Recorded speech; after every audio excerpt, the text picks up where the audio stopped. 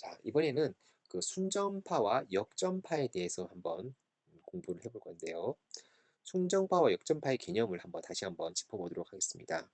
지금까지의 입력값을 신경망에 넣어서 손실함수를 미분하고 가중치와 편향을 조정하는 방식이었습니다. 계산 방향은 왼쪽에서 오른쪽 방향으로 이루어지며 이를 순전파, 영어로는 프로포게이션이라고 하죠. 하지만 또 이전에 보여드린 것처럼 순전파는 미분 시간이 너무 오래 걸리는 단점이 있습니다. 왜냐하면 신경망을 오른쪽 끝까지 다 계산한 후에 1, 2층에 있는 가중치와 편향 하나하나 요소들을 모두 미분하기 때문이죠. 이제 역전파라는 개념을 통해서 효율적으로 미분하는 방식을 채택하려 합니다. 역전파라는 것은 현재 계층에서 미분한 값을 이전 계층으로 전달해서 활용함으로써 효율적으로 처리할 수가 있습니다. 역전파의 개념을 설명하기 위해서는 이제 합성함수를 설명할 건데요. 우선 x라고 하는 변수에 대해서 우리가 u라고 하는 함수를 이렇게 gx는 u라고 정의합니다. 그리고 이번에 변수 v를 y에 대해서 값으로 하면 y는 fv라고 하는 이렇게 값으로 이렇게 정의 한번 해보겠습니다. 그 다음에 이 v 대신에 u를 우리가 넣어주면 우리는 합성함수인 fu, 이는 f는 f에 gx가 들어가 있는 이러한 형태가 될 건데, 지금 보시면 x에 어떤 값을 넣어 주었을 때 그 값이 u로 전달되고 u라는 값이 다시 보시면 f의 값으로 전달되는 것을 보실 수 있는데, 이렇게 합성함수의 개념이 여러 개의 신경망을 로 값을 전달하는 것과 동일한 원리를 라고 생각하실 수가 있을 것 같습니다. 자, 그러면 우리가 y를 x에 관해서 미분한다. 이거 기울기를 찾는 것인데, 수학적으로는 이 dx분의 dy라고도 표현을 하거든요. 자, 이 말은 이제 라이프니츠 표기라고도 하는데, 여기에서 dx와 dy는 d는 그 변화량이라는 의미고, 이 변화량이 아주 작다는 것이죠. 0에 가깝게 무한히 작는데 이것을 변화량이라고 생각을 하시면 됩니다. 이 여기에 이제 아까 합성함수에 du를 한 번씩 각각 추가해 보도록 해볼게요. 이렇게 du를 추가하더라도 무방합니다. 왜냐하면 du 길이는 이렇게 약분이 가능하니까요. 수학적으로 크게 문제가 없죠. 그러면 이제 여기에서 du분의 df, dx분의 du를 각각 괄호를 묶어 보겠습니다. 그러면 이 자체의 가로 이 하나 첫 번째 이 가로를 생각을 해보면 함수 f를 u에 관해서 미분한 것이라 생각을 할 수 있고요. 두 번째는 함수 u를 x에 관해서 미분한 것이라고 생각할 수 있습니다. 이것은 이제 우리가 풀어 쓴다고 하면 어, 도함수 f를 u에 관해서 미분한 거고, 도함수 g를 x에 관해서 미분한 것이라고 생각할 수 있는데요. 이 둘의 곱셈을 이렇게 표현할 수가 있고요. 이러한 방식으로 합성함수를 미분하는 것인데, 아까 말씀드린 것처럼 합성함수의 값이 전달되는 방식이 신경망에서 값을 전달하는 방식과 동일하다고 하였습니다. 이제 각 층에 있는 신경망을 미분을 할 건데요. 자, 먼저 2층에 있는 신경망은 이제 y의 값을 u에 관해서 한번 미분을 한번 해보면 du분의 dy라고 하고 얘를 이렇게도 표현할 수도 있죠. 자, 이제 일단 미분을 합니다. 그러면 이제 1층 신경망에서도 이 미분이 필요한데요. 그러면 이번에는 1층 신경망에서는 dx분의 dy는 dx분의 df라고도 표현을 하고, 자, 얘를 우리가 이제 아까 표기했던 du를 추가를 해서 이렇게 계산을 할 수가 있겠죠. 그러면 이제 1층에서 지금 보시면 이 du분의 df는 지금 2층 신경망에서 이미 계산된 미분의 값을 이런 식으로 활용할 수가 있다는 것이죠.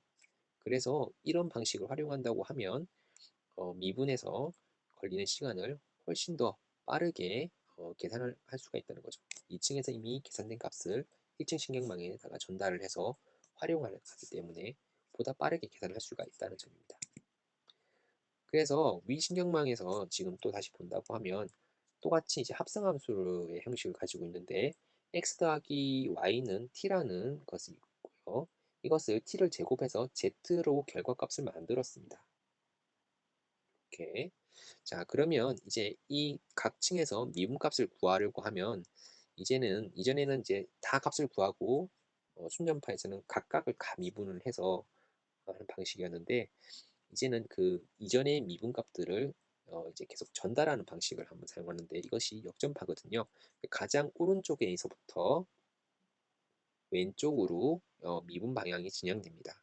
먼저 이 z값에 대해서 z값을 미분을 하고요. 이게 아마 1일 겁니다. 그렇죠?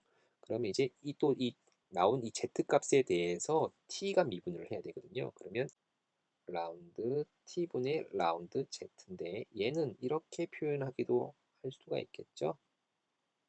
라운드 z분의 라운드 t. 그러니까 요거 이전의 값을 활용한다 생각합니다. 물론 1이긴 하지만 자, 그 다음에 얘 같은 경우에도 지금 미분을 하는데 이 z 나온 이 오차율에 따라서 얘가 미분을 하려면 라운드 z분의 라운드 x거든요.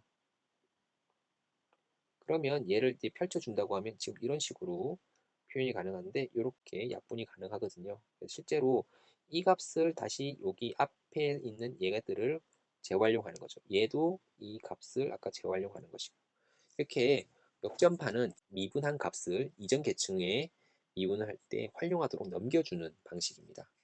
그래서 이렇게 역전파로 미분값을 구하고 훈련한 과정을 한번 살펴볼 건데요. 미분값을 이전 계층으로 전달하는 역전파를 지금 보시고 계십니다.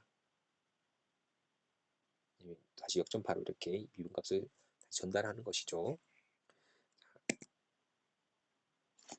이 부분이 이제 기존에 그 직접 미분했던 코드들이거든요. 아까 보시면 이제 미분 함수로 실제 여기인데 이 부분이 가장 시간이 많이 걸립니다. 이것들을 우리 역전파라고 해서 아까 보시면 이 미분값을 이제 전달하고 이 포문을 통해서 다시 그 다음 레이어에게 이렇게 계속 전달하는 이 과정을 이야기하는 것이거든요. 그러니까 지금 보면 레이어가 지금 예를 들어서 A, B, C라고 하는 레이어가 지금 여기 안에 담겼다고 하면 이걸 리버스라고 하면 이게 순서가 C, B, A로 바뀌거든요. 그래서 C라는 그 레이어에 지금 여기 레이라고 하면 이 C라는 레이어에 이제 오차 역전파로 미분값을 전달하고 그 미분값 전달한 값을 다시 여기다가 전달하는 것이거든요. 이 값을 다시 이번에 C가 나갔으니까 이번에 B가 레이어가 들어오는데 이 B 레이어에다가 아까 D 아웃이라고 하는 이 미분값을 전달하고 그 계산된 값을 다시 Dout에다 저장한 후에 이번에 B가 나갔으니까 A라는 레이어가 여기다 들어갈 거고 이거 A라는 레이어는 다시 아까 B 레이어 전달된 그 미분 값을 다시 계산해서 나가는 것이죠.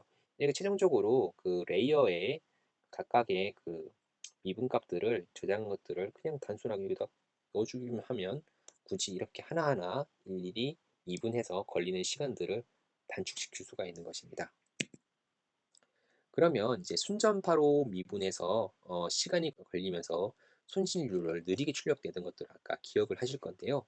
역전파 방식으로 개선한 코드를 실행해서 손실률을 빠르게 출력하는 것들을 한번 보도록 하겠습니다.